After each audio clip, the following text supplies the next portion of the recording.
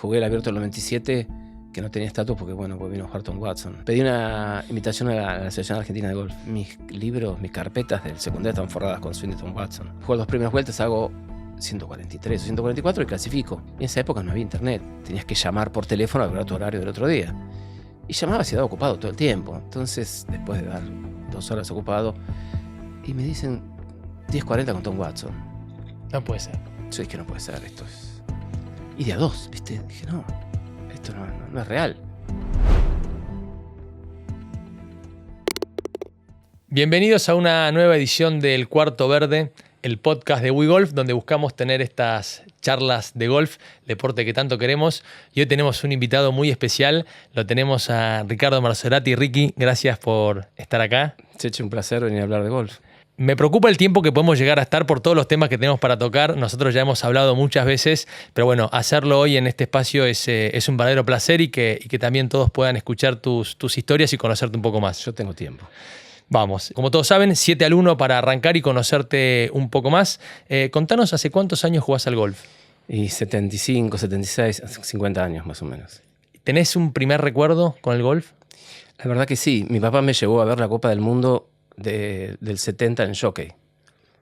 Yo tenía 6 años y me acuerdo de los camiones de la televisión, la cantidad de autos. Se usaba un aparato para ver... Me lo acuerdo con un espejo. Con un espejo. Y bueno, tengo algunos recuerdos. Y mi papá por después sí me contaba cosas del torneo, pero sería ese recuerdo más viejo que tengo del golf. ¿Cuál fue el hándicap que tuviste cuando te hiciste profesional? +2, +3 tenía. ¿Ese fue tu mejor hándicap? Sí. ¿La modalidad de juego preferida? Match play. ¿La última tarjeta que hiciste? Debe La ser última vez que contaste. La última vez que contaste los golpes. No hace falta presentarla. 76, 77, ponele. ¿Y la mejor? 62 en lo más 10 bajo par. ¿Es récord de la cancha? Es récord de cancha, sí, se mantiene. ¿El golf en una palabra? Único, incomparable. Si tuvieras que elegir una cancha para jugar el resto de tu vida. Buenos Aires Golf, Playa Grande. Me cuesta una, pero bueno. Por ahí día una semana una semana la otra. ¿Y si tuvieras que elegir un destino para jugar al golf? Fui el año pasado a Pinehurst con WeGolf. Me gustó mucho. Mucho, mucho. Me gustó el clima, lo que dura el día. Es de noche y la gente sigue o en el putting green, o en la cancha de práctica, o en la cancha de par 3 que hay ahí. 10 canchas, ¿no? Sí, creo que están haciendo la 11, están haciendo el número 11. No se acaba más el golf. Llegás a las 7 de la mañana, son las 10 de la noche y estás oyendo el Pro Shop, oyendo la cancha de práctica. Y las canchas que hay, ¿no? Obviamente. Hay 10 canchas. Y también las canchas que hay en los alrededores, ¿no? Todas canchas de Donald Ross muy buenas. Entonces, Pinehurst y todo lo que es North Carolina, ¿no? Ricky, bueno, habiendo hecho 7-1 y conociéndote un poco más, podemos empezar a meternos en todo esto que tenemos para hablar. Decías recién que empezaste a jugar más o menos en el año 75, 76. ¿Dónde fue eso? San Martín.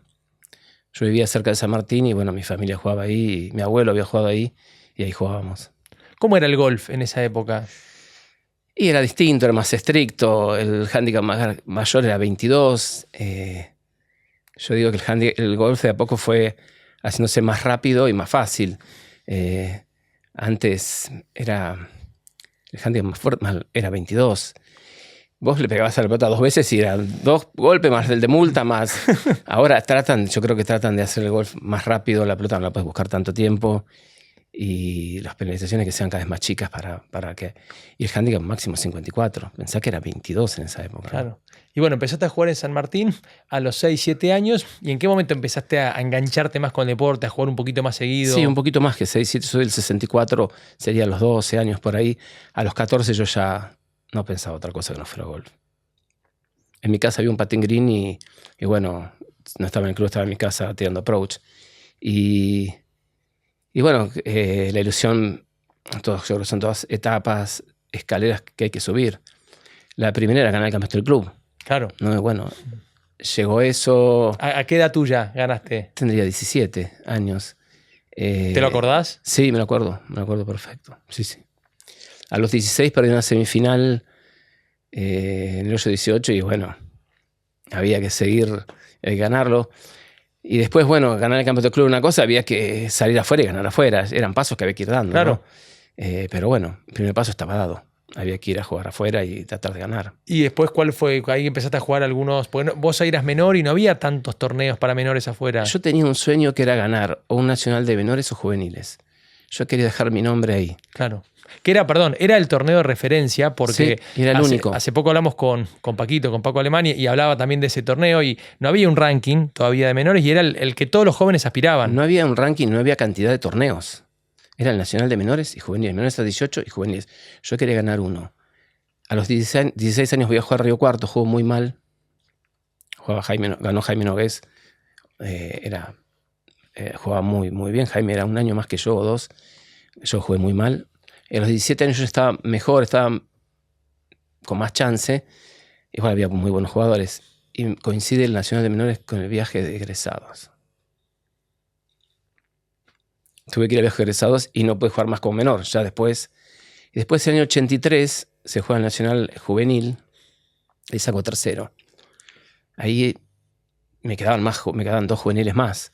Yo pensé que me quedaban 2 juveniles más, pero el del 86 se jugó en marzo antes de mi cumpleaños y pude jugar uno más, pero yo pensé que eran 2 más. Yo pensé que el 85 era el último. Pero el 83 fue el primero que así que tuviste jugando afuera de tu club un resultado...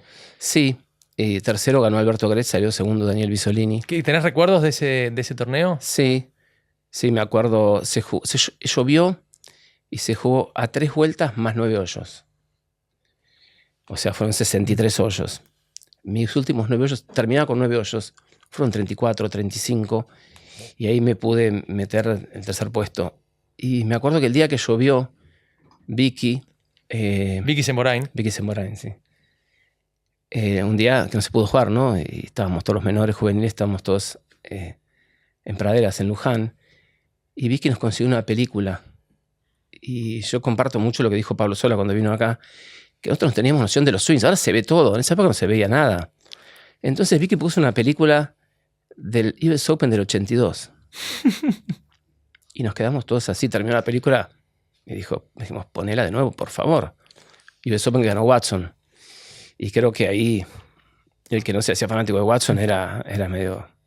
Después tenés raro. Una historia con Watson para que la vamos sí. a repasar más adelante. Sí. Pero bueno, ese año tuviste esa vez que le pasaste cerca y ese torneo después lo terminaste ganando. Sí, en el 85 se jugó en Hindú y para mí era el último.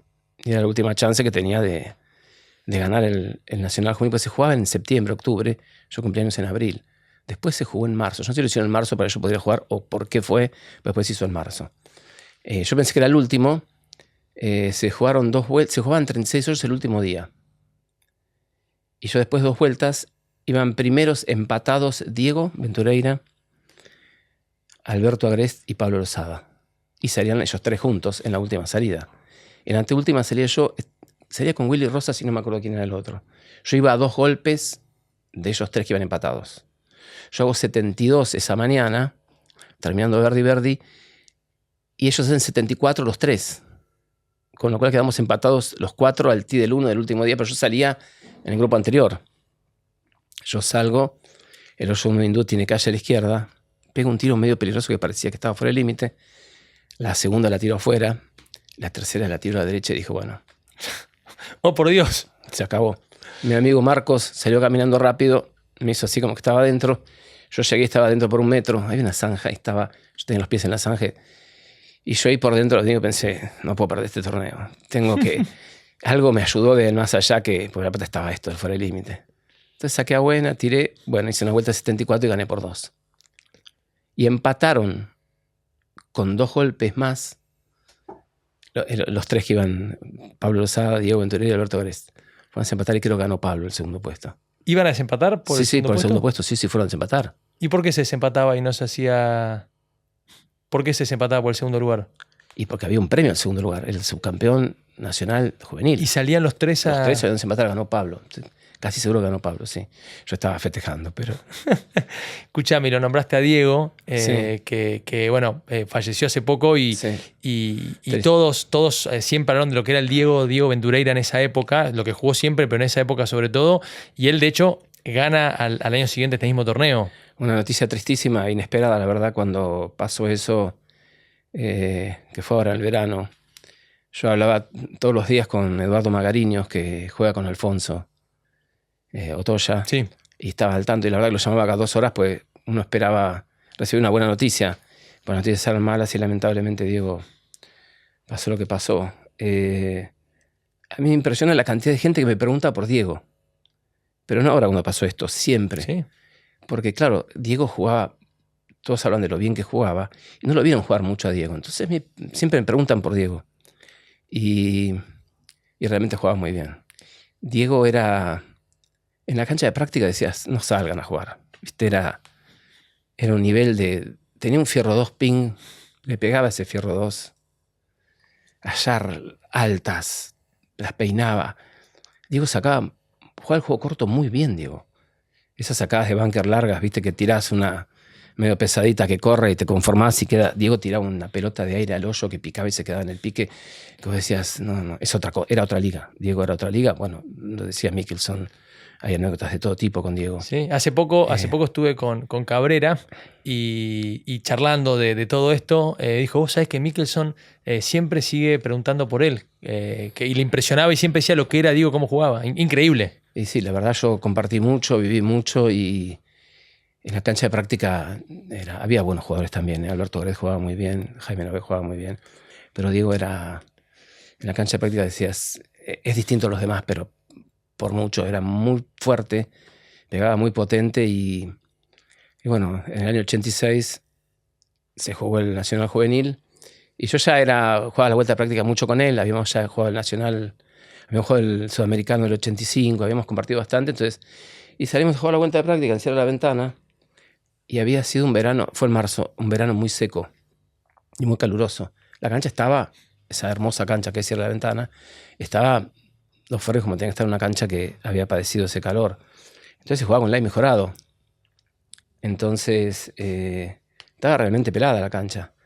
Y Diego, salimos a jugar el hoyo 1, vuelta de práctica, y no hace live mejorado, pero bueno, yo no voy a hacer live mejorado. Diego era muy así, tomó una decisión, Sí. y la mantenía, y era, no voy a estar agachando, live mejorado, la cancha está mal, pero no está tan mal.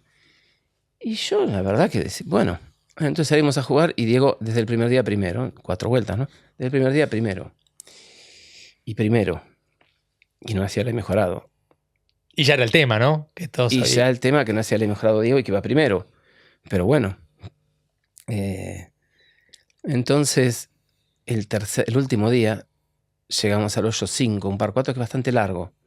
En esa época era todo más, por ahora los que dicen ya no están, no, pero se pegaba un hierro largo el segundo tiro. Él era green por la derecha, le queda un globito y tenía la pelota en un lugar pelado y atrás tenía una matita. Y la verdad que la miraba con cariño, la matita la miraba y miraba, pero bueno, fiel a lo que era Diego, agarró, puso el explorer con la cara normal, la pasó de la bandera, le costó hacer 2 pads, hizo bogey y siguió. Y después tenía que pegar un tiro en un hoyo, no me acuerdo, era un hoyo agarrado, el fuere por la izquierda, tenía tiro con draw. Un fierro 7, un fierro 6, y también lo tenía pelado, de lo pelado el draw cuesta más. Y tenía una matita atrás, y también la miraba la matita, pero bueno, no se tentó, siguió fiel a lo que él había dicho, y llegamos al hoyo 17 y llevaba 4 golpes. El hoyo 17 es un tubo, y tiene un cañadón con río abajo. Una joya. Una joya Sierra Ventana. Una joya Sierra Ventana. Luther Kuntz, ¿no? El diseñador. Sí. Y entonces pega una abierta. Había que invocarla en eso. Había que invocarla, no era un tiro que estaba hecho. Y pega una abierta, le pega a los árboles y cae la pelota. Donde caía era. Entonces yo salgo y la pongo en el medio. Dije, ya, quedé a 2. No quedé a 2. Tira a Diego, cambia de palo, agarra el fierro 2 mágico que tenía, le da un fierrazo 2, tira el segundo tiro, un fierro 7, la pone 1 metro, hace bogey. Yo me paso el segundo tiro, el patio taco, bogey. No. Fue el 18, hizo par, yo hice par y ganó por 4. Y todos me cargaban. Digo, mira, vos te ganó por mal. Decía, no me cargues, que a mí me ganó por 4 y salí segundo. Pero bueno. Qué bárbaro. Bueno, digo, sí. Pero bueno, vuelvo al año este 85 que decías en el que vos ganaste, y que ese fue un poco el año en tu carrera aficionado de quiebre, ¿no? O sea, ganaste ese torneo y tuviste varios buenos. Sí, yo estudiaba medicina, ese año dejé una materia sola y dije, me quiero dedicar al golf, porque bueno, la verdad que mi pasión era el golf. Yo estudiaba medicina con un palo de golf en la mano. ¿Hasta cuándo estudiaste medicina? Hasta el 86, ahí después hice profesional. Pero el 85 fue un año clave, yo dije, me dedico a jugar, me fui en el Abierto del Sur en el verano, gané un torneo en Pinamar, que no había muchos jugadores, pero hice un score bastante bueno. Y empecé a jugar los regionales y me iba bien, clasificaba entre los profesionales. El Abierto del Litoral, primero el primer día, primero el segundo día, primero el tercer día, y llegó al 18, Fernando venía adelante. Rosario Golf. Rosario Golf. La cancha estaba atrasada, Fernando venía adelante, y cuando llegamos teníamos el mismo score. Fernando pegaba con draw. Fernando Chiesa, que era uno de los mejores aficionados de era Argentina. El número uno del ranking en ese momento. Sí, y de todos los tiempos, ¿no? De aficionado. Piri ya había pasado el profesionalismo en el 84, si no era Piri, pero bueno, ahí Fernando era el número uno. Y pegó un drive él pegaba con draw, había calle a la izquierda, entonces la cuidó un poquito por la derecha. El hoyo 18 es un par 5, que tiene un arroyo adelante y un árbol muy grande a la derecha. Y el segundo tiro no estaba tan cerca, estaba lejos, y pegó con un palo, un drive del piso o madera 3 para tratar de contrarrestar su tendencia al draw. Yo estaba en el tee mirando y pegó una baja con fade a la derecha en dirección al patín. Derecha del green y un poco larga. Yo pegué un muy buen drive, estaba sobre la izquierda, un drive largo, bueno. Y yo estaba esperando ahí y yo veía que hacía swings de pad Fernando. Y dije, qué raro. Le costaba a veces el approach, a veces tenía desconfianza, pero tenía un mal lie también. Y tiró y la embocó, hizo 3. Yo tiré un buen tiro, un fierro 6, me acuerdo, con fade, cayó en la bandera, se pasó el pastito. Y bueno, ahí está, en la parecita que estaba atrás del 18 estaba tu papá, que me dijo, dale, metela, y bueno, no. La pasé cerca, me pasé 2 metros y la perdí por 2. Pero bueno, tuviste un... Sí, un buen torneo. Un buen torneo. Sí. Ese mismo año llegaste lejos en el campeonato argentino. Campeonato argentino, perdí en desempate en el 20 con Héctor. Héctor metió un pad de atrás del green. ¿Cómo somos los golfistas que esto pasó hace más de 40 años y todavía te acordás el pad que te invocaron? Y es que ese era el centenario del golf en Argentina. Se festejaba el centenario del golf en Argentina, 1885. Y ¿Dónde era el campeonato argentino? En el Jockey. Primer partido con Alberto Agrest, después con Federico McNeil. Tercer partido con Varela. Ahí en el tercer partido con Varela, vino una anécdota linda. Estamos en el 16, nosotros era cuartos de final. Y cuando estábamos en el 16, había una lluvia torrencial, pegamos el drive los dos, pegamos el segundo tiro, y ahí ya llovía, que no se podía pegar.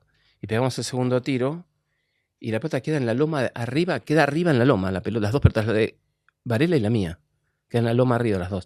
Marquen las pelotas y vuelven mañana, dice Vicky Semborain, ¿no? Y era un approach que tirabas desde arriba para abajo. Yo soñé toda la noche con esa approach. Yo nunca tiré una loma o una bandera de abajo. Le tocaba tirar primero a Varela y tiró y se pasó del hoyo. Yo venía una arriba, tiré yo, la dejé dada, 2 arriba y le gané el otro y gané 2. Empaté el otro y gané 2-1. Entonces la anécdota viene que entonces yo gano y me toca contra Héctor Gerbaudo. Pero estaba todo fuera de horario porque ese día teníamos que empezar la semifinal. Estábamos a la mañana terminando los cuartos de final. Que no sabíamos, los pronósticos de clima no eran como ahora, no sabíamos a qué hora se iba a salir, qué iba a pasar, si llovía, si no llovía. Entonces, vengan a las 7 de la mañana, si también estábamos ahí, salgan a jugar, salimos a jugar. El día tenía pronóstico lindo. Entonces, gana Fernando Cruchet y gana Fernando Chiesa. Fernando Chiesa estaba parando en la casa de Vicky Semborain, como siempre, cuando venía acá. Y entonces Vicky nos dice, semifinal es a las 12, Cruchet, Chiesa, 12:10, Gerbaudo, Marzorati. Pero claro, nos dice, no estaba escrito en ningún lugar, pero lo dijo, era una... Bueno, y Fernando, que era recontra recto, siempre hacía todo a tiempo, siempre era re meticuloso. Fernando llegó tarde al tee del 1, y Vicky estaba al tee del 1, y Fernando estaba en su casa, y Fernando era su niño mimado. Pero el niño, las reglas eran reglas. No, pierde el hoyo. 1 y 2 perdió. Perdía el 1 y 2. Entonces tiene que ir al 3, pierde el 3, 4 y 5.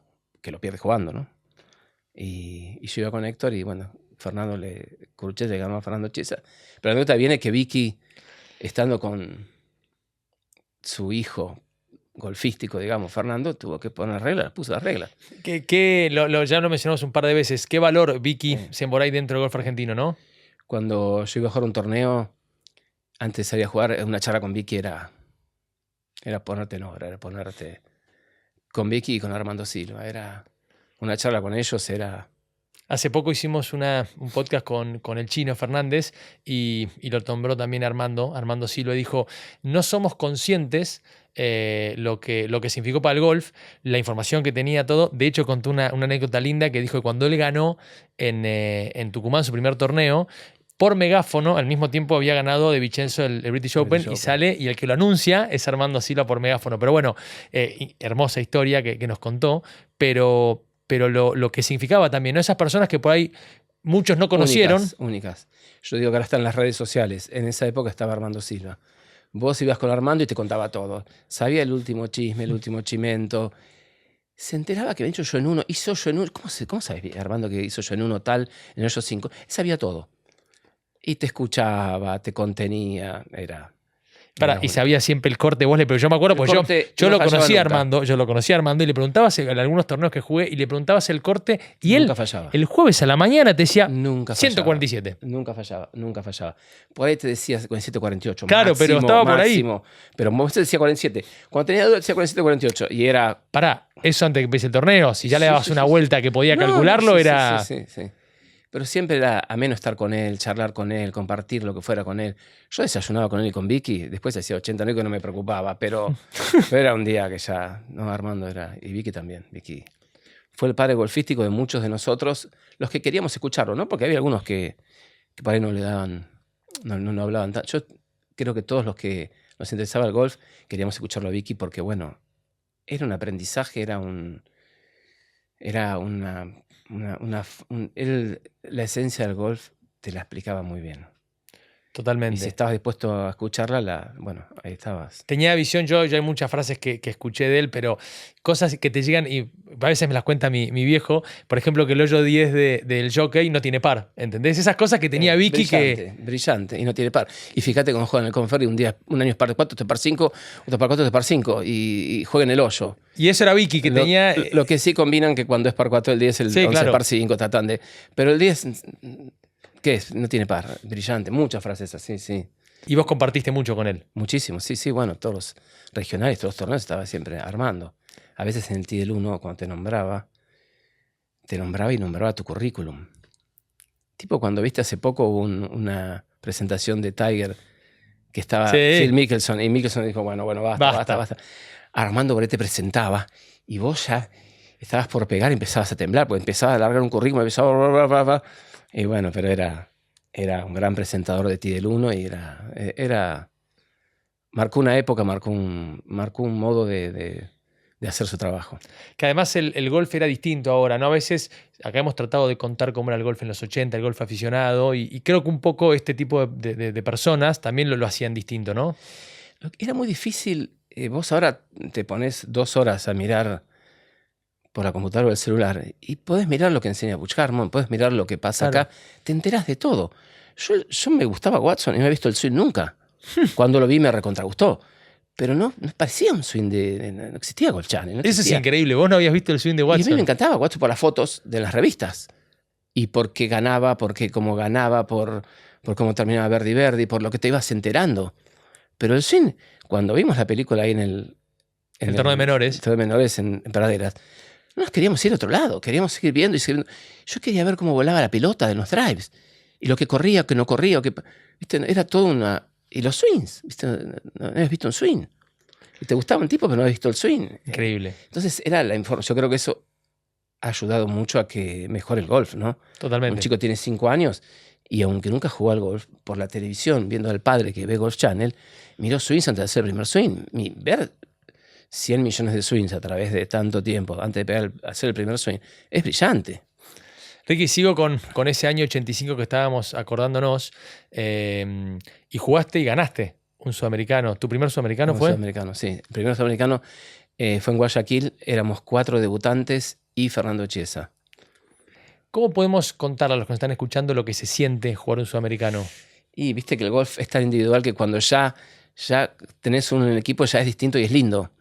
Pero bueno, ir a representar al país, a otro país, y todo el clima que se vive, ya la presentación de los equipos en la inauguración del campeonato, ya todo eso te va poniendo en escena de la importancia de lo que estás haciendo. Y después creo que ahí Fernando tuvo un rol tremendo en que ese sudamericano se ganara, ¿no? Éramos 4 debutantes, Paquito Alemán, Diego Ventureira, Fernando Cruchet y yo. Y después el quinto era Fernando Chiesa. Yo fui al cuarto con Fernando Chiesa. Que era joven también, Fernando. Y Fernando es yo creo que es del 59, era 85, tenía 26 años, 26, 27, 25, por ahí tenía. Pero ya tenía varios sudamericanos, Creo que el primero fue en el 77, 78. Tenía varios sudamericanos. ¿Qué te acordás de ese Guayaquil 85? Mirá, me acuerdo mucho, yo fui al cuarto con Fernando y yo dije lo que diga Fernando, palabra sagrada, por Dios. Y me acuerdo de Fernando, un pegador de pelota increíble, un tipo que estaba... Si hubiera un Greens in Regulation, en esa época se tomaran de Fernando, yo agarraba 16 greens, 17, 15, todos los torneos. Era tremendo la cantidad de greens que agarraba Fernando. Si se contaba eso, todos los tiros eran iguales, todos los tiros... Practicaba mucho, pero tenía un draw, como le llaman ahora, baby draw. Tenía un baby draw que iba siempre donde él quería, que era... Después el pad estaba siempre en el green, dos pads, par, algunos verdes. Era un golf en control. Entonces, ese sudamericano, yo fui al cuarto con él y si Fernando me decía... Yo estaba para hacer caso porque yo quería aprender y seguir los consejos de alguien que ya había jugado sudamericanos. Claro.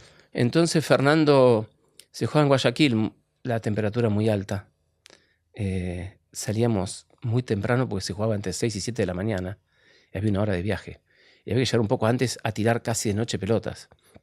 Entonces y después se jugaba más tarde, se dejaba la franja entre las 11 y las 2, o 11 y la 1, porque era 45 grados de temperatura, vale 36 hoyos, ¿no? Y una cancha con muchas subidas y bajadas. Entonces Fernando me dijo, Ricky, cuando entramos al hotel, mirá el ascensor. No mires para los costados. Y quedó ascensor. Íbamos al ascensor, íbamos al cuarto, y en el cuarto comíamos algo y nos dormíamos. Esto es una ventaja tremenda. Pues claro, eran las 9 de la noche, pero te levantabas a las 4 de la mañana. Claro. El que era a las 11 de la noche estaba comiendo, charlando, siempre, viste, que el sudamericano, que el peruano, que el amigo de Colombia, que el amigo del chileno, que fuere, te quedás. Me decía, vos mirá el ascensor. Y yo, el ascensor. Y pedíamos una ensalada, comíamos y íbamos a dormir. Y los foursomes éramos Fernando y yo, y el otro foursome era Paquito con Fernando Cruchet, que hicieron muchas cosas buenas, los dos. Y Diego entraba a la tarde, Fernando quedaba titular a la tarde, y yo y Paquito y yo nos alternábamos en el individual de la tarde. Y bueno, y el sudamericano en esa época eran 6 fechas. Había una fecha libre, una fecha jugabas contra un equipo y 4 fechas jugabas contra 2. Claro, años después se implementó que descienda un equipo. Para que se jueguen 4 fechas. La fecha libre nos toca la primera. Pero te puede tocar la fecha libre la primera, porque todos están jugando y vos estás jugando y no sumaste puntos. Y la segunda fecha nos toca contra uno. Y ese uno era Paraguay. Que Paraguay tenía Franco, Murdoch, tenía un equipo bárbaro. ¿Fretes todavía no? Fretes todavía no. Pero tenía un buen equipo. Y el foursome eran Franco y Murdoch. Murdoch jugaba muy bien. Franco jugaba excelentemente bien. Y bueno, ahí vinieron, yo seguí con los consejos de Fernando y diciendo lo que decía Fernando. El foursome éramos nosotros dos y yo debutaba en el sudamericano un foursome contra Franco. Y cuando íbamos de la práctica caminando para el Tier 1, yo le quería mostrar como decir, qué partido difícil. Y Fernando no me dijo que era un partido fácil, ni mucho menos, pero dijo, bueno, vamos a tratar de planificar cosas. Y yo dije, bueno, hay un plan, vamos todavía. El hoyo 1 era un par 4 para abajo, medio doble a la izquierda, y habíamos decidido que yo salía en el hoyo 1, porque había un par de hoyos, y uno de ellos era el hoyo 2, que eran Doclega a la izquierda y Fernando Doclega a la izquierda. Y eran hoyos pares esos. Entonces, los hoyos pares que salga Fernando. Claro. Entonces sale el uno Franco y le da un drive. La cancha está tremendamente dura, seca y dura. No se juega con la mejorado. Pega un drive tremendo y la deja para pegar un 60 por arriba del bunker. Pero el 60 por arriba del bunker era imposible, porque la bandera estaba sobre el bunker y no había piso. Entonces Fernando, yo agarro el drive y yo quería salir a tirar a ver si... Fernando me dice, agarra un fierro 4, un fierro 5 y ponela del medio del fairway sobre la izquierda si podés. Que no había tanto peligro. Entonces la pongo y fue por la izquierda. Ya ahí estaba lejísimo. El segundo, imagínate que le queda un tiro como 140. Fernando tira un tiro, la pone un metro, no sé si es el tiro que hizo, la pone un metro. claro, Murdoch trató de pegar un flop. Ya había mucha chance de 3 nosotros. Abrió la cara, filazo afuera. Y así empezó, ganamos el 1, 2, 3, 4, 5 y 6. Wow. Yo no podía creer. Pero todo era Fernando. Era todo, hace esto, hace el otro. Y el hoyo 2 era un par 5 que los caddies se quedaban. Viste que vos tenés esos hoyos que Tenés que caminar para atrás tenés que caminar para atrás. Y yo me quedaba a la altura del green y yo no miraba a Fernando. Yo miraba la pelota de Fernando y yo ya la imaginaba en el aire. Decía, va a ir ahí va a doblar, va a picar ahí, va a terminar allá. Y cuando escuchaba el tac, yo miraba ahí y pasaba por ahí y terminaba ahí. Y ahí me quedaba siempre batido de madera 3. Y yo madera 3 al bunker, al green, por ahí. Y bueno, esa vez me dijo, te tengo fe, vas a poner el green acá. Y tiré la puse en el green. El día que jugamos con ellos. Hicimos 4 y ganamos el segundo hoyo. Y bueno, así fue. Y ganamos ese partido y ganamos a Paraguay. Cuando ganamos a Paraguay era como que dijimos, bueno, porque la verdad que era un equipo que de muchos debutantes y bueno, había buenos jugadores. Estaba Eduardo Herrera en Colombia, había buenos jugadores. Estaba Roy Mackenzie en Chile, Felipe Taverne, había buenos equipos. Y bueno, ahí fuimos. ¿Y ganaron el último día? Ganamos el último día, sí. El último día jugábamos contra Brasil y Ecuador. El campeón del año anterior juega contra el local. Argentina había ganado en Argentina en el año 84. En el Jockey. En Jockey, con Miguel como capitán. Entonces, Brasil y Ecuador jugábamos. Que en teoría en los papeles no podíamos ganar. Teníamos que ganar, ¿no? Veníamos arriba por 2 puntos, pero bueno, Chile que salió segundo, había que ganar. Y estábamos tirando pelotas. Era muy temprano. Y yo estaba con Paquito tirando pelotas. Y estaba lejos la cancha de práctica del T del 1. Entonces por megáfono decían próxima salida. Y próxima salida dicen por Argentina Ricardo Marzolati y Fernando Curuchet. Y en segundo lugar por Argentina Francisco Alemán, Fernando Chiesa. Y yo le dije a Paquito, me acuerdo, dije, estoy tan dormido que yo escuché lo mismo. Bueno, el capitán de ese momento se equivocó cuando tenía que poner Marzolati. Estaba dormido Chiesa, también. Y puso enseguida, el otro puso un equipo y no hubo vuelta atrás. Y bueno, llegamos al T del 1 y yo tenía que salir con Fernando Curuchet y Paquito de jugar con Fernando Chiesa. Pero Fernando Curuchet con Paquito jugaban con una Molitor. Claro, porque Pero Molitor era una pelota muy dura. Porque Fernando era el que usaba la Molitor, Claro, ¿no? y Paquito estaba chocho con la Molitor y la frenaban. Entonces llegamos al 1 y claro, era todo nuevo. Yo con Fernando jugaba de memoria, con Fernando Chiesa, ¿no? Entonces él me dice, yo salgo en el 1. Yo también salía en el 1. Entonces me dice, bueno, si querés salí vos, pero usá la Molitor. Para esa charla se dio caminando al tee. Faltaban 2 segundos para pegar.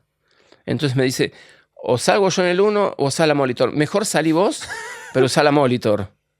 Y yo cuando pegué el primer tiro con la Molitor no podía creer lo duro, pero bueno, ganamos y fue una anécdota más. Hermoso. Bueno, el 85, tu año en el que pasó de todo. ¿Te faltó algún torneo por contarme que hayas jugado ese año? ¿Destacado? Bueno, el abierto argentino, el Ranela. Que perdés en el playoff. Playoff, fuimos Federico Magnil y Cope Benito. A mí se me fue un pate en el 18 de unos 5 metros, se me fue de adentro. Y bueno, a desempate. Empatamos el 1 los 3 con 4. Y fuimos al 2, par 5. Cope al medio, yo al medio, y Federico se fue a la derecha. Pegó el segundo tiro por el 17. Y Cope y yo la bandera estaba a la derecha contra el bunker. Tratamos de pegar el segundo tiro. En esa época no se llegaba como ahora, llegan por ahí en 2 con fierro 7. Tratamos de pegar un tiro largo por la izquierda para tener el approach con green. Los dos pegamos un tiro bueno y quedó largo por la izquierda. Y Federico seguía por la derecha y tiraba el tercer tiro sin medida, sin nada. Tiró el tercer tiro y la dejó a 20 centímetros. Chao. Y Cope me dijo, bueno, algunos dos tienen que ser approach y pat. Algunos dos hagamos. Y la dejamos los dos bastante cerca y no la metimos. Y ganó Federico. Esa era la Pereira Ola. Pereira Ola, sí. O sea que ese año pasó de todo y fue tu año de destape como jugador, digamos. Sí, fue el año que yo me di cuenta que bueno, cuando gané el juvenil, lo que vino después, todo, me di cuenta que podía. Y sobre todo me di cuenta que el swing con presión podía funcionar. Yo cuando estaba en el juvenil, en el hoyo 17, par 3, 200 yardas, agarré un fierro 4 y la pelota salió más o menos donde quería, me di cuenta que bueno, que había algo que funcionaba. ¿Y qué pasó ese año que fuiste a jugar a Rosario? Bueno, ya era fin de año, la verdad que ya estábamos cansados de jugar, y Fernando me dice que vaya a jugar el abierto del Jockey de Rosario. Y bueno, la verdad que yo ya no daba más, y bueno, si Fernando te pedía 2 veces, había que ir, y ahí fui. Viajé, me acuerdo, en un micro y llovió toda la noche, pero era una lluvia, y llegué, y el otro día la cancha estaba cerrada, era mi vuelta de práctica, yo no conocía la cancha estaba cerrada. Entonces Fernando me dice, la cancha va a estar abierta para vos solo. Digo, no, déjame caminarla, yo no quiero jugar, la cancha está cerrada. Cuando cerraron la cancha, sacaron las banderas. Yo tenía un caddy en Rosario que me llevaba siempre, y salí con mi caddy, me dijo, no, vos jugá, quiero que conozcas la cancha. La conozco caminando, Fernando. Un divot que hagas más, vos no va a pasar nada, qué sé yo. Entonces salí a jugar. No había banderas, entonces me decía el caddy, los greens son bastante chicos del Jockey de Rosario. Sí. Yo tiraba al medio del green. Y tiraba al medio del green, siempre estaba para birdie. Y no sé cuántos birdies hice en esa vuelta de práctica sin banderas. Entonces le dije al caddy, yo mañana, Todo al medio. yo tiro al medio del green. Y más o menos tiraba y dominaba. Yo tiro al medio del green, voy a tirar. Y bueno, arranqué primero y gané. Le gané a Fernando. Fernando no jugó tan bien, pero nunca jugaba mal. Y gané el torneo, que bueno, es una de las joyas que ganarle a Fernando en su cancha en esos años no era tan fácil. Qué lindo. Y bueno, me nombró mucho en la entrega de premios. Valoró que haya ido y que había ganado. Ricky, ¿y en qué momento decidís pasarte al profesionalismo? Y yo ya ahí ese año dije, esta es mi pasión. Y yo me di cuenta que, bueno, que en los torneos con profesionales clasificaba, en el abierto, en realidad había clasificado con los profesionales. Me di cuenta que había algo válido como para dedicarme a eso. Pero no era tan común, ¿no? Que alguien que competía como aficionado pase a profesional en esa época. Era hasta casi mal visto. Había habido profesionales que se han hecho profesores, caso Travieso, caso Pablo Sola y algunos más. Como jugadores, yo fui el tercero. Los 2 Carbonetti, los hermanos Carbonetti, que ya se hicieron profesionales a los 30 años, con una carrera de aficionado tremenda, y los 2 eran abogados. Claro. Yo no tenía no había jugado poco, desde el 85 jugué. Hasta ese momento había estudiado medicina y no había dedicado tanto al golf. Jugaba el Nacional Juvenil y después... ¿Y en qué momento empieza ese bichito a picarte? Sí, che, porque era... Y en el transcurso de ese año 85, yo decía, esto es lo que me gusta, y cuando llegaba la presión de definición de los torneos me gustaba. Entonces ahí me di cuenta que del 86 yo jugaba el Mundial y dije, no me quiero perder el Mundial. Quería ¿Dónde jugar. era? Creo que de las últimas sedes fue la más floja, por ahí en Caracas. En Lagunita. En Lagunita, sí, te puede tocar... Sí, en París. París, Fiji, Suiza, Japón, Canadá. Igual un campazo, Lagunita. Sí, tremenda cancha de golf, tremendo campeonato, muy buen campeonato. Campeonato que ganó la individual Eduardo Herrera. Herrera, estaba Jay Sigel, jugador americano. Sí. Gran jugador. Jugaron juntos el primer día y Jay Sigel hizo 66 y Eduardo Herrera hizo 75. Eduardo Herrera terminó muy enojado, par 70 la cancha. Terminó muy enojado, me acuerdo. Yo seguí los últimos hoyos. Me gustaba seguir y ver. Y Eduardo Herrera hizo 200 en las otras 3 vueltas. Más el 75, 275. 5 bajo el par. Y Jay Sigel hizo 210, par de cancha, y perdió por un golpe. Hizo 276. Jugaba muy bien Eduardo Herrera, gran jugador. Pero bueno, entonces vos en ese año 86 ya tenías la idea medio decidido, o medio que encaminado para hacerte profesional, y esperaste hasta jugar el Mundial. Jugué el Mundial y en el año 87 jugué en enero. Se jugaban 2 torneos en Playa Grande. Uno que era por una automotriz y el Abierto del Sur. Jugué el torneo que patrocinaba una automotriz y bueno, me hubiera gustado, yo siempre, así como te dije que me gustaba haber ganado un juvenil y uno de menores, sí me hubiera gustado ganar algo importante en Playa Grande. Claro. Y dije, bueno, juego este último torneo y me hago profesional. Y primero el primer día, primero el segundo día, primero el tercer día, y me iba primero por 2 golpes.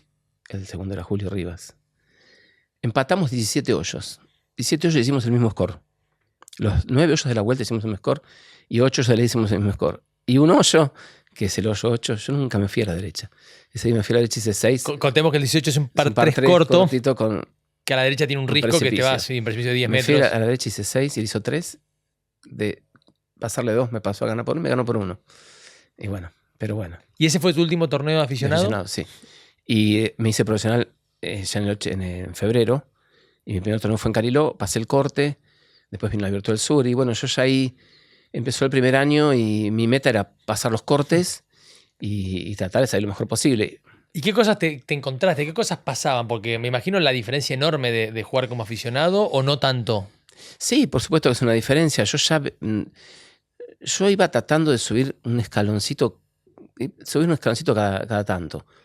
Al principio pasar los cortes para mí estaba bien.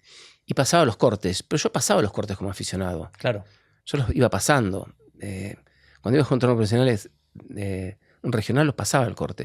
Entonces, bueno, yo pasaba los cortes y veía que pasaba lo mismo o un poco mejor. Y yo practicaba mucho, trataba de practicar mucho, trataba de estar en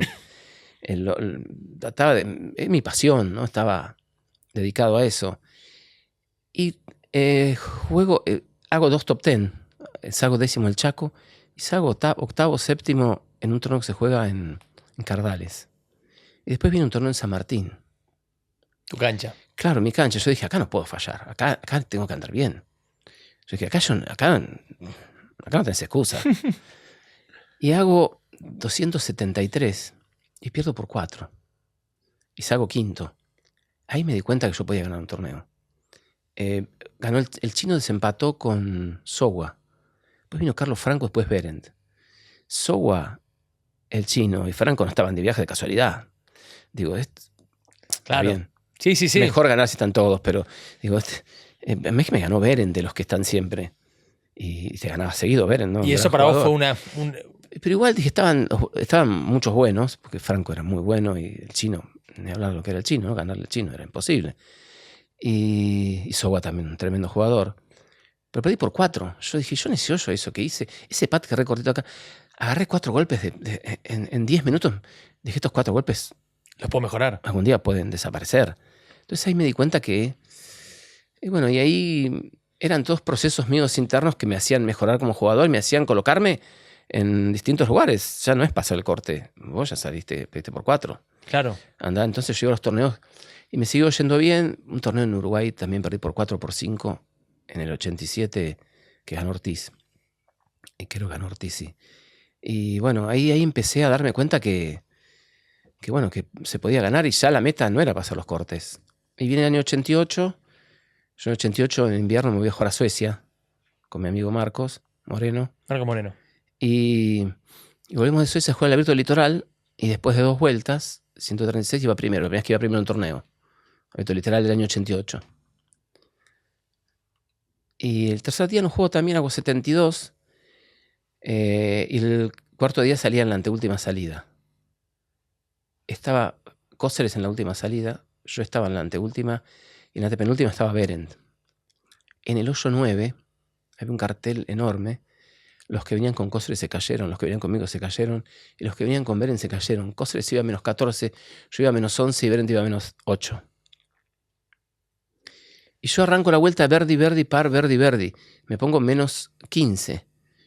Yo dije, de Berendt me olvido. Claro. Un gran error. Y Cóceres, voy a estar por ahí. Bueno, Berendt hizo a la vuelta todos verdis y un par. Hizo para el 17. ¿Y tenías para ver cómo iba él o no veías hasta el final? Él llevaba pizarra. Claro. Y yo vi que había mucha gente con Berendt. Dije, ¿qué siguen? Y la gente de Cóceres iba con Berendt, estaba también conmigo, estaba ahí. Y mete empate en el 16 y aplauden mucho. Y un cadio venía para allá y dice, no, Berendt hizo 7 verdis, ahí ya estaba menos 15. Después menos 16, terminó menos 16. De menos 8 pasó a menos 16, hizo menos 16. Y yo hice un bogey por ahí, terminé menos 14. Hice bogey el 17 yo. Y bueno, tenía que hacer águila el 18, como me pasó con Fernando. No pegué buen drive, tiré de 100 yardas al tercer tiro, no. Y hice par. Y Cóceres llegó al 18, tenía que hacer águila también para empatar y la tiró afuera, hizo mucho y salí segundo en ese torneo. Ahora, nombrás varios, Ricky, de esa época, que eran jóvenes. Nombraste recién, así en un cuento, a Cóceres, a Berendt, estaba Ricardo González. Digo, ¿cómo eran en esa época jugadores que después ganaron Europa, ganaron el PGA Tour? ¿Se notaba ya ese nivel que podían tener? Sí, yo siempre digo que el jugador llega mucho por lo que se ve, no tanto por lo que se ve de afuera, sino por lo que tiene adentro, ¿no? Los jugadores que quieren llegar y quieren llegar. Ricardo ganó joven, pero después por ahí no le iba tan bien y seguía, lo mismo el Pato. Estos eran jugadores que jugaban muy bien, pero que se iban a levantar que se iban a caer y se iban a levantar las veces que fuera necesario hasta llegar. Hay un cuento de Cóceres que siempre dicen que en los 80 él decía, yo voy a ganar el PGA Tour. A mí, en una cena. Yo lo conozco a Cóceres en la escuela clasificatoria de Praderas, la escuela del 87. Estaba Cóceres y estaba Ricardo González en esa escuela. Y a mí me tocó jugar con él la tercera vuelta. Y bueno, la verdad que veías que era un jugador muy completo, pero veías que tenía muchas ganas de llegar, ¿no? Por lo que hablaba, por lo que decía. Y viene un torneo, no me acuerdo cuál fue, y los que hemos jugado a esa escuela cenamos juntos. Y José dijo, yo no sé por qué el gato y el chino juegan en Europa. ¿Por qué no van a Estados Unidos? Y decíamos, porque no es tan fácil jugar en Estados Unidos, porque no es. Yo voy a ganar en Europa, voy a ganar acá primero. Después voy a ganar en Europa, después voy a ganar en Estados Unidos. Y la verdad que era muy impensado, pero lo logró. Y lo tenía en la mente. Esos jugadores son los que tienen adentro, las metas que tienen y los nortes de esos jugadores son los que marcan la diferencia con otros jugadores que por ahí pegan muy bien, hacen todo muy bien, pero no llegan tan lejos. ¿Y qué te acordás del Pato de esa época? Bueno, yo era un jugador distinto en todo. Para mí era un distinto en todo.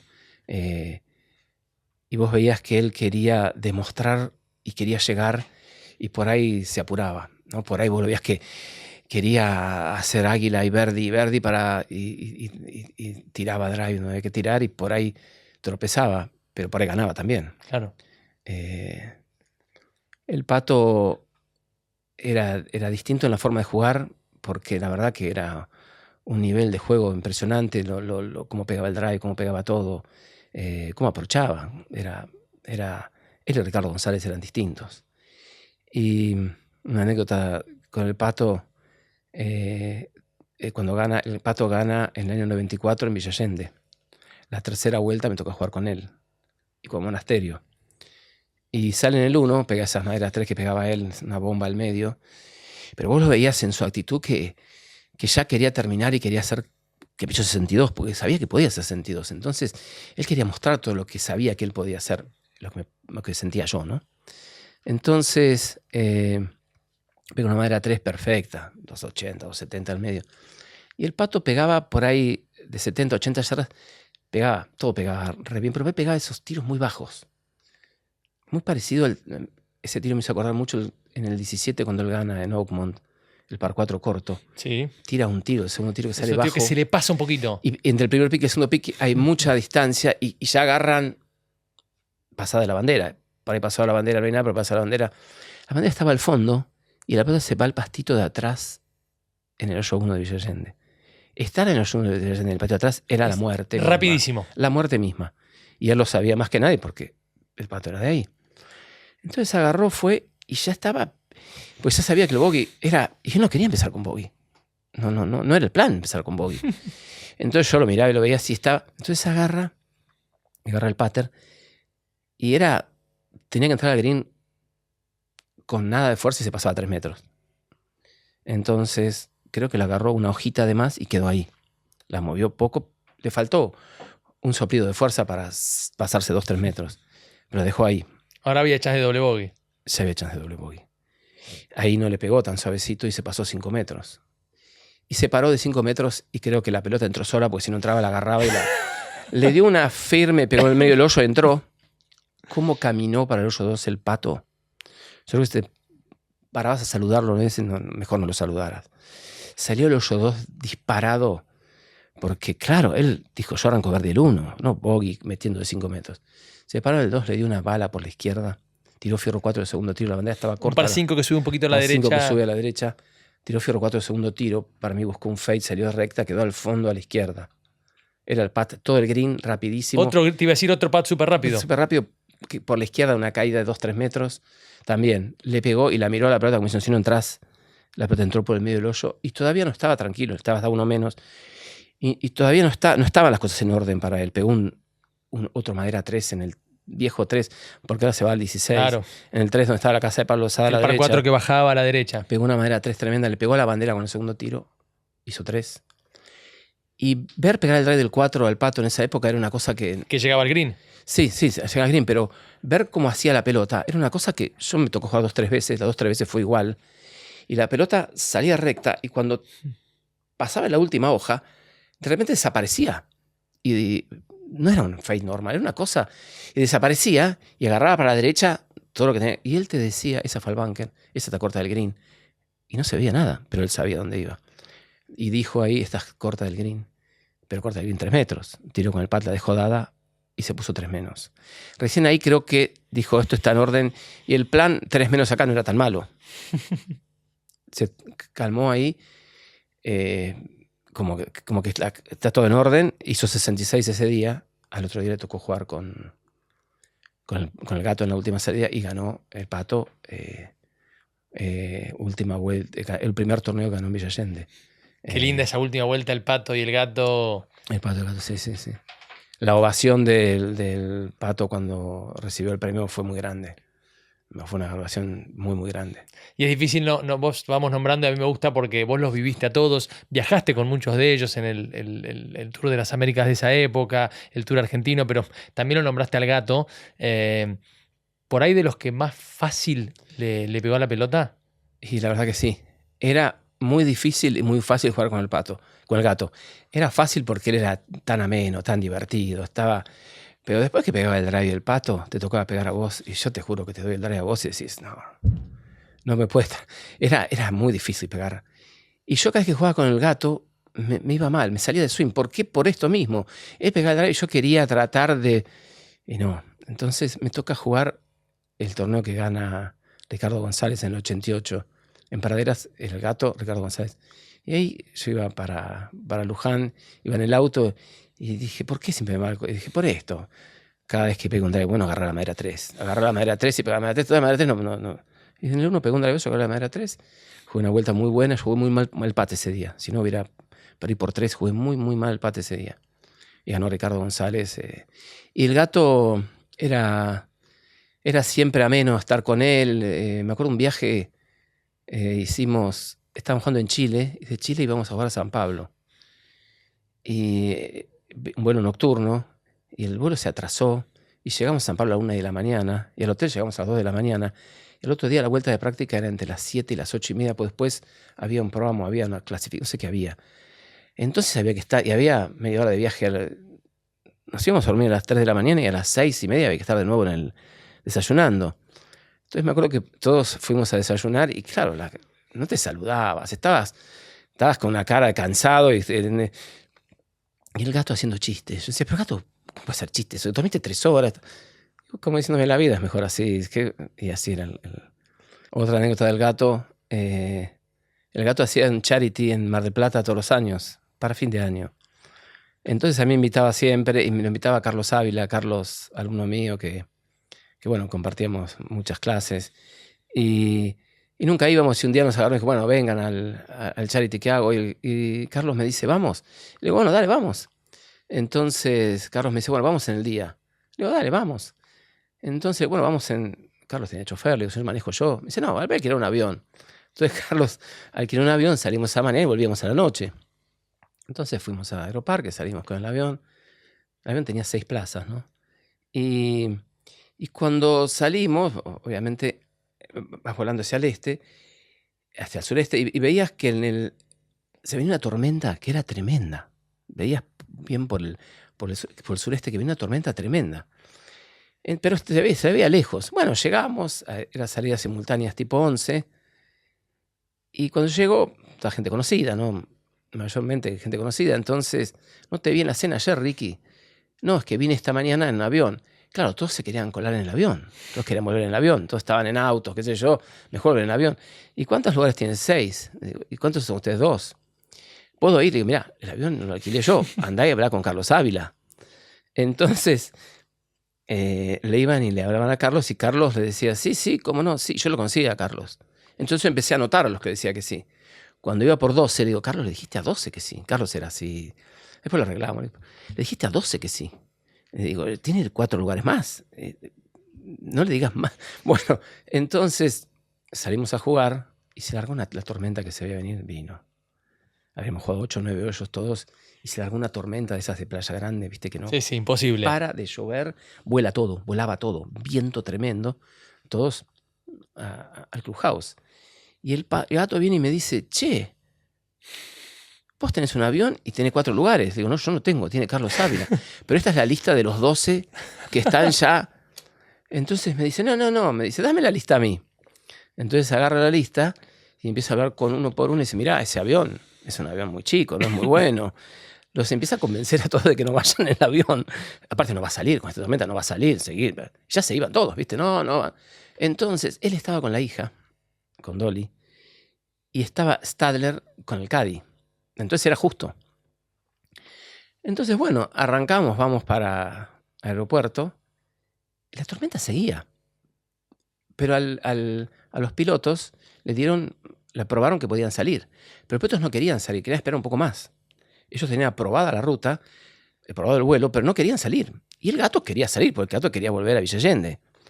Entonces, era la lucha. Yo no quería salir, yo me quería ir en un auto con otro, ya sabía todos los autos, yo no quería. Y Carlos también miraba, era una tormenta, era un viento, una cosa que... Entonces, bueno, insistió, bueno, viste que arriba después agarras por algún lugar y siempre por algún lado te metes. Y el pato insistió, el gato insistió. Arriba subimos Stadler con sus cervezas de siempre, con el caddy también. Y en el avión había 2 asientos enfrentados. Y al fondo, después de los baños, había 2 asientos así. Ellos iban los 4 así. Y yo iba así con Dolly, con la hija después de los baños. Iba en un asiento más chiquitito. Entonces, apenas el avión salió de la tierra, no sabes lo que fue eso. Las cervezas de Stadler volaron, ¿sabes dónde? Y el gato no paraba de hacer chistes, porque si hacía chistes siempre, en ese momento hizo más chistes. Dijo, deben ser los últimos chistes que hago. Entonces hizo más chistes. Y los pilotos no estaban para chistes, porque no la estaban pasando bien y veían que la cosa no... Entonces, como cerraron la puerta a los pilotos, dije, chao. Porque tanto a la ida como en el arranque, los pilotos... Entonces cerraron la puerta y el avión se movía para todos lados. Y el gato no paraba de hacer chistes, no paraba de joder. Entonces, en un momento me dice, mañana en los diarios va a salir... Se mataron Ávila, Stadler y Romero. A vos no te va a nombrar nadie. Entonces yo le digo, ¿sabes una cosa? Voy a ser el único que me voy a salvar. Ella y yo, acá atrás, nos vamos a salvar. Entonces voy a decir, murieron todos y se salvaron Marzolati. Entonces el vuelo sigue, la joda sigue. Y los pilotos no estaban para joder. ¿Viste? Se seguía riendo y jodiendo, diciendo, no te van a nombrar a vos cuando nos matemos todos mañana. Entonces en un momento Stadler, el avión después... ¿Estaba tranquilo Stadler? Todos estábamos con miedo. El gato jodía, pero la verdad que el avión... Sí, cuando se te mueve aparte el avión chiquito. Nadie tenía duda que se caía, la verdad. Era una cosa que vos decías, esto se cae. Era una ráfaga de viento, era una cosa... Y Carlos me miraba con una cara como diciendo, ¿por qué no fuimos en auto? Pero bueno, ya estábamos ahí arriba. Pero la verdad que era un vuelo... Pero el gato seguía jodiendo, el gato. Entonces en un momento Stadler dice, esto va a Ezeiza, ¿no? Y el vuelo no iba a Ezeiza. Porque claro, Stadler quería ir a Ezeiza, para Ezeiza ir a Estados Unidos. Entonces el gato dice, no va a Ezeiza. Y el gato quería ir a Aeroparque, porque el Aeroparque salía el vuelo a Villa Allende. Entonces empieza ahí, que va. Y Ávila dice, yo quiero este avión, esto va a Aeroparque. Entonces Stadler dice, no, pero yo me subí acá pensando que iba a Ezeiza, dice. Entonces el gato dice, déjenme a mí. Y se mete en la cabina con los pilotos y cierra la puerta. Yo dije, en 2 segundos lo sacan volando. Los convenció a los pilotos que pidieran de ir a Ezeiza. Fuimos a Ezeiza, lo dejaron a Stadler. Te lo juro por Dios, lo dejaron a Stadler. Stadler vino de American Airlines a buscarlo. Pegamos un saltito nada más, Aeroparque. Yo lo llevé en el auto, al que tenía el auto yo ahí, lo llevé al auto, al gato y a la hija a Aeroparque y se volvieron Extraordinario. Extraordinario. Pero así el gato. Era así el gato, un grande. Él hilaba un chiste con otro y así era su vida, hilar un chiste. ¿Y en la cancha iba así también charlando? Sí. ¿Cuando iba jugando? Sí, era menos, te cargaba, lo cargabas, no pasaba nada. Bueno, Tiger siempre decían que tenía muy buena onda con el gato, que lo quería mucho, que charlaba con él. No podía estar mala onda con el gato, ¿viste? El gato era eso y era siempre, y siempre estaba de buen humor y siempre era un chiste con otro y una diversión con otra y siempre reírse y mirar la vida de esa forma y bueno... Ricky, nombramos un montón de personas y se van ocurriendo cosas para preguntar. Obviamente no podemos parar en todo porque nos vamos de acá a cualquier hora, pero me quiero seguir recorriendo y lo mencionamos al chino.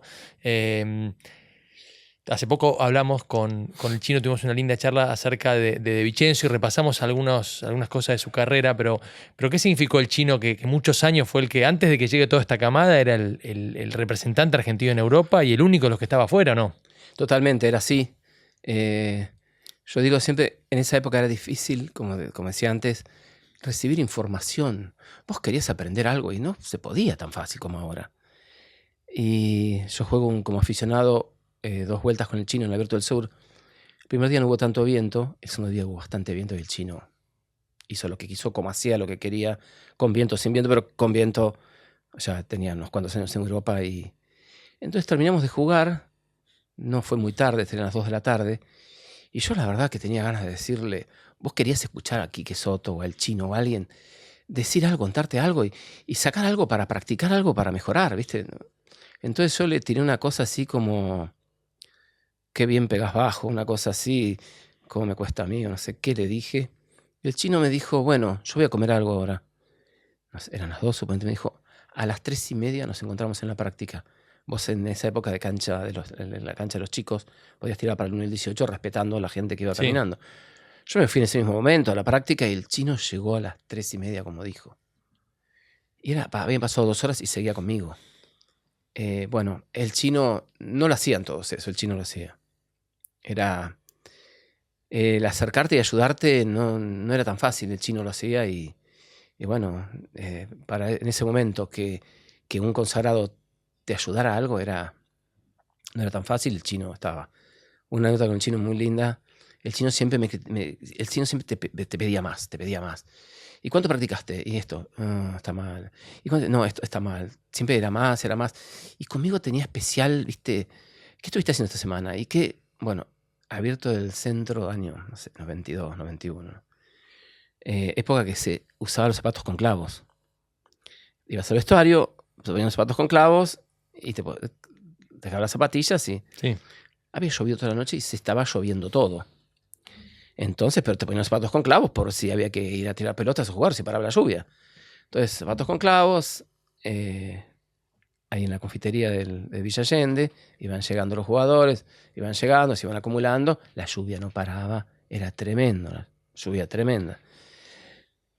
Llega el chino, llega el gato enseguida al centro de diversión y seguía la lluvia. Bueno, Vicky viendo que esperar que parara para jugar 9-8, jugar algo y ver que así seguía la lluvia y seguía.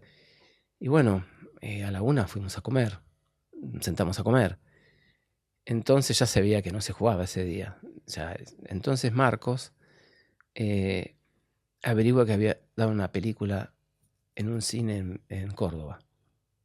Estábamos con Willy Seffel, no me acuerdo quién era el cuarto, éramos 4, vamos al cine. Entonces arreglamos el cine, bueno, vamos. Entonces el chino se entera. Entonces Vicky, en un momento para la lluvia, ya la cancha estaba, no sé, la estaba inundada, no se podía jugar, para la lluvia, tipo 3 de la tarde, la película se metió a las 4:30, 5. Entonces Vicky dice, bueno, se habilitan varias zonas de práctica. En el 18 se puede practicar, entre el 1 y el 18 se puede practicar, en el 13 se puede practicar, en el 7 se puede practicar. Entonces habilitan varios lugares para que vayan a tirar pelota. Viste, no tiene cancha de práctica, Villa Allende. Entonces, pero yo ya habíamos decidido con Marcos. Entonces el chino me va a buscar al vestuario, porque se había enterado que yo me iba. Entonces yo, justo en ese momento, donde estaba en el baño, donde estaba, voy para el vestuario a cambiarme los zapatos con clavos. A ponerme los zapatos para irme y dejar los clavos. Cuando yo iba subiendo, el chino bajaba. Cuando el chino bajaba, yo, viste, traté de evitarlo y me fui por un costado. Y fui por un costado y de repente choqué contra algo. Y cuando miro para arriba era el chino.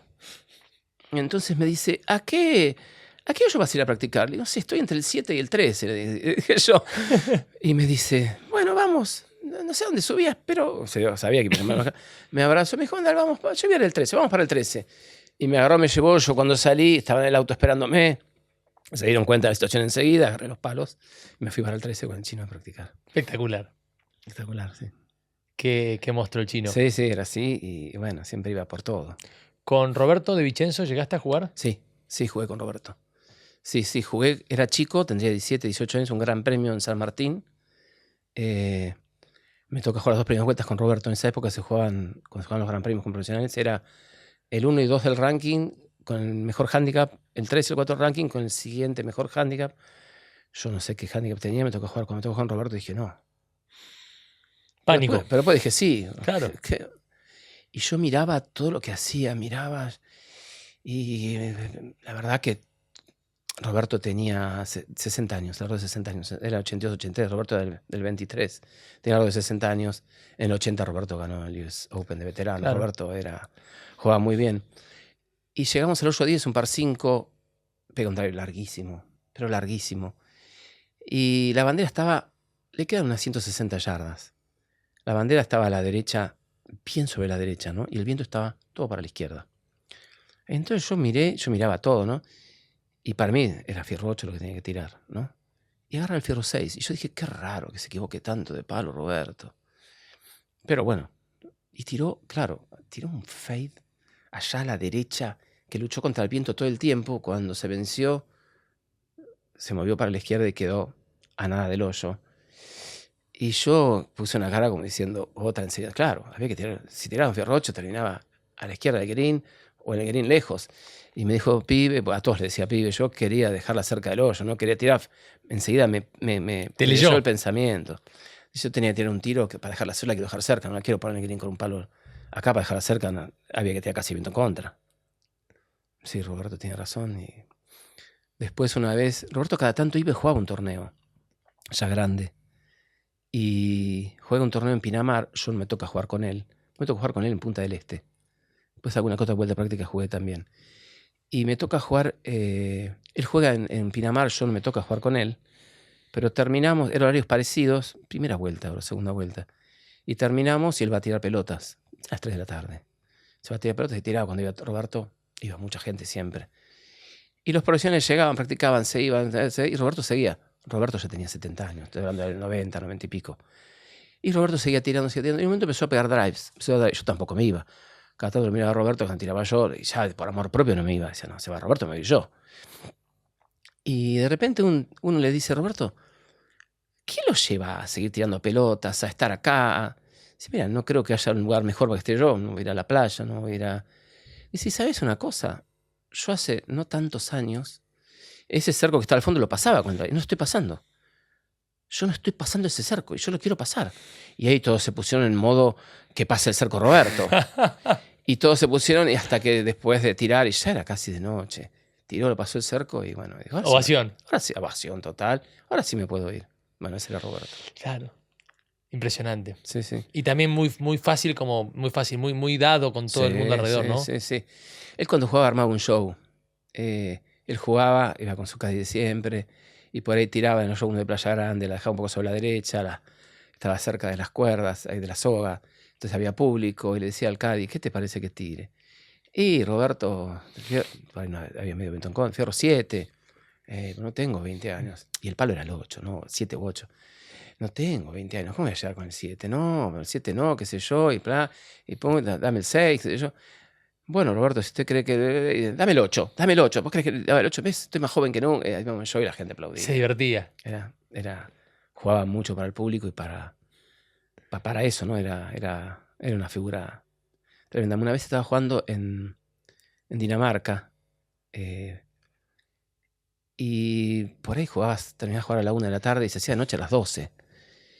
Y no sabías qué hacer. Y a las 8 cerraban el restaurante, ¿viste? Tenías que... Era... A la cancha jugar, a la cancha tirar pelotas, no te ibas de la cancha. Estaba tirando pelotas yo en una cancha en Dinamarca y aparece un hombre de edad, un hombre grande, y me empieza a hablar, y empezamos a hablar, y cuando le dije que era argentino, bueno, se puso a llorar nombrando a Roberto. Dice, Roberto fue un amigo. Roberto. Y en esa época no sabía si estaba vivo o estaba muerto, no había tantas noticias, llegaban por ahí, no, Roberto estaba muy bien. Y se fue. Me dice, y se fue a secretaría, agarró una carta con membrete del club, me hizo una carta, me dio un sobre y me dijo, se jugaba cuando yo volví de la Copa en San Isidro Golf de los chicos. La Copa de la Nación. Copa de la Nación. Entonces dije, yo por ahí lo veo a Roberto ahí. Entonces agarré y le llevé la carta a Roberto. Roberto la miró, dijo, sí. Le dejé la carta a Roberto, el tipo era querido en todos lados, claro. Y un don de gente y un jugador tremendo, ¿no? ¿Vos, Ricky, hasta qué época jugaste profesional competitivamente? 96, 97. Jugué el abierto del 97, que no tenía estatus porque, bueno, pues vino Harton Watson. Y ahí, bueno. ¿Y cómo lo jugaste? Pedí una invitación a la Asociación Argentina de Golf. ¿Y jugaste con Watson la Y me última dieron, vuelta? jugué la última vuelta. Bueno, yo cuando me enteré que venía Watson a jugar. O sea, que hace un rato hablamos que era tu ídolo, que habías visto el ídolo del total, 82 y de golpe... mis libros, mis carpetas del secundario están forradas con swing de Tom Watson. Era así. Y yo quería pararme en la práctica al lado de Tom Watson y sacarme una foto. Claro. No me interesaba tanto la vida, yo no estaba en juego, no estaba tanto. Me interesaba ir y sacarme una foto al lado de Watson tirando pelota. Pararme a tirar y decir, este torneo de Watson lo jugué yo. Quería eso. Bueno, fui y en la vuelta de práctica los palos se los llevaba Mariano Bartolomé. Con lo cual Mariano enseguida le dije, y le contó, vino, me saludó, lo de las carpetas forradas con el swing de él, le pareció gracioso todo el cuento, qué sé yo. Yo ya para mí estaba, yo si me decían, te vas de la Meiva, ya estaba, yo quería eso. Bueno, jugué las primeras vueltas, hago 143 o 144 y clasifico. Y las dos primeras vueltas me toca la primera atrás de Watson y la segunda delante de Watson. Con lo cual, mismo horarios de salida, mismo horario de práctica, mismo horario de patín green. Estábamos Vestuario, todo cerca. y ya, hola, ¿cómo te va? ¿Viste? Ya era... Y re macanudo. Entonces, el tercer día, él sale delante mío. Tiene un golpe más que yo. 144 y 53 yo. Y sale delante mío. De nuevo, mismo horario con Watson. Y llego al 18 del tercer día. Yo no sabía en los últimos hoyos cuánto había hecho Watson. Pero yo tenía que hacer birdie para hacer el mismo score que Watson. Pero viste que por ahí haces birdie y no jugás, y haces par y jugás. Claro. Yo ya para mí estaba todo completo. Y tiro, la pongo a 5 metros y hago birdie. Creo que era 2.16 o 2.14, 2.15 el score. 2.15 creo que era el score. 2.14. Era 2.14 el score. Y entonces, pero había como, no sé, había como 7.214. Yo me voy, dije. En esa época no había internet. Tenías que llamar por teléfono a ver tu horario del otro día. Y llamaba y se daba ocupado todo el tiempo. Entonces, después de dar 2 horas ocupado, y me dicen 10.40 con Tom Watson. No puede ser. Yo dije, no puede ser, esto es... Y de a 2, ¿viste? Dije, no, esto no es real. Entonces, me acuerdo, me fui a tirar pelotas de los nervios. Me fui a tirar pelotas para descargar. Me fui a tirar pelotas y bueno, otro día en la práctica me dice, ¿jugamos juntos? Sí, jugamos juntos. Y bueno, y llegué al tee del 1. Hasta ahí estaba bien, pero como pegó el drive primero, me tocó pegar a mí. Y yo dije, uy, Dios, creo que puedo hacer así, moverla a 10 centímetros. Salí, moví un poco el palo, ahí se dio cuenta. Fue una cosa interna mía. Me pegué un drive con fade bueno, chao, listo. Y agarró, salimos caminando y me abrazó. Y miró el reloj y me dijo, pensar que hasta ahora mañana estoy en primera audiencia de divorcio. Me dijo esas palabras. Digo, bueno, hoy disfruta hoy, porque hoy la va a estar pensando, sí, voy a estar mejor hoy que mañana, dijo una cosa así. Y bajamos del tee y me dijo, ¿tenés hermanos? ¿Cómo me dijo, tenés hermanos? Chao. Dije, quiere hablar. Dije, me está diciendo que quiero hablar. Ahí me puse a preguntarle todo lo que quería preguntarle.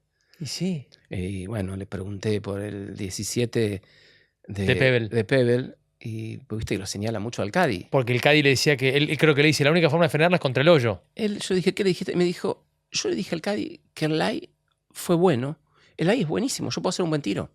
El lie es buenísimo, puedo hacer un buen tiro. Yo le dije a mi Caddy que el lie era muy bueno, podía hacer un buen tiro. Entonces, después entró, yo no, ya fue demasiado, ¿no? Pero yo dije, el lie es bueno, yo lo puedo invocar, yo puedo hacer un buen tiro. Después lo invocó.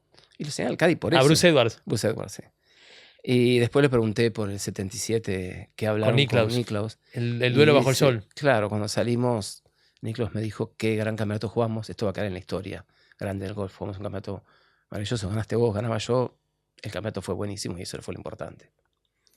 Después le pregunté sobre el swing y me dice yo hace pocos años, no muchos años, 93, 94, esto fue en el 97, empecé a tratar de venir. Yo siempre veía que el swing era más de adentro para afuera. Y más de adentro para afuera. Empecé a tratar de no pegar tan de adentro para afuera y mis divots salieron mejor, todo cambió y mejoré mucho. Hay un video de él que dice que él aprendió a jugar al golf. Sí. Está hablando a la gente y él dice... Explica eso. Él dice, creo que es el año 94 en Harbour Town, si no me equivoco. Dice, una tarde entendí el swing de golf. Hizo en el 97, yo le pregunté y me dijo lo mismo. Bueno, después, un día para mí, jugó muy bien Watson ese, hizo 66 con 2 greens y 3 pads. 2 greens que hizo chip, tuvo 2 chips. Uno fue en el 6, la bandera estaba corta, la pasó 3 metros y había que tocarla y le pegó y la sacó del green. Después hizo 2 pads de ahí, y después otros 3 pads en el 16, que también hizo... ¿Te tuvo pediste un algo? golpe. ¿El guante, la pelota, foto? No, a mí no me gustaba mucho molestar en eso, ni nada. Fotos me sacó Guillermo Macera, tuvo una cama de fotos, la llevó y se cansó de sacarme fotos que todavía tengo, obviamente. Y yo ese día aproché muy bien. Yo hice 71, con W y el 18, lamentablemente. Pero bueno, una vuelta más que buena. Un sueño. Sí. Pero hice muchos approach buenos. Y uno muy bueno en el 17. El 17 tiré un mal tiro, le erré por la izquierda y quedó en la bajada del tee del 18. Horrible. En bajada, bandera sobre la izquierda, corta. Y banquera adelante. Y banca adelante. Era un tiro. Yo dije, bueno, qué sé yo. Abrí la cara y quedó corta del hoyo. Y Watson me aplaudió así hasta que entré al green y me dijo, ¿me vas a mostrar ese palo con el cual aprochaste? El palo era malísimo, pero a mí me gustaba ver un MacGregor malo, un palo de tienda malo. Y bueno, lo miraba y me decía, el palo es malo, pero a vos te sirve. y después Watson vino al otro año. ¿Al torneo de maestros? No, vino el otro año, pasó la luna de miel. Se casó. Pasaba tiempo en el coto de casa de Carlos Sánchez. Claro, sí. Después, pero vino y yo no sabía que estaba acá. Entonces fueron a cenar Carlos Sánchez, Gianfranco, creo que estaba Dani Palangioglu, eran varios. Y cuando iban a cenar, estaban hablando y dice, el que jugó conmigo el año pasado, ¿dónde está? Y yo estaba en el driving dando clases. De repente me llama Carlos Sánchez y me dice, Ricky, Tom Watson quiere cenar con vos. Yo estaba con un alumno y le dije, me tengo que ir. Me dice, ¿te pasó algo? No, me llamó Tom Watson para cenar con él. Obviamente que haber pensado que era... Después le expliqué que era. Y me fui a cenar. Que era de verdad. Me puse al lado de él y bueno, otro hermoso momento con él. Ricky, gracias. Muy linda charla, muy lindo todo lo que nos estás contando. Y hasta acá la parte 1, así que no se pierdan la segunda parte de este capítulo.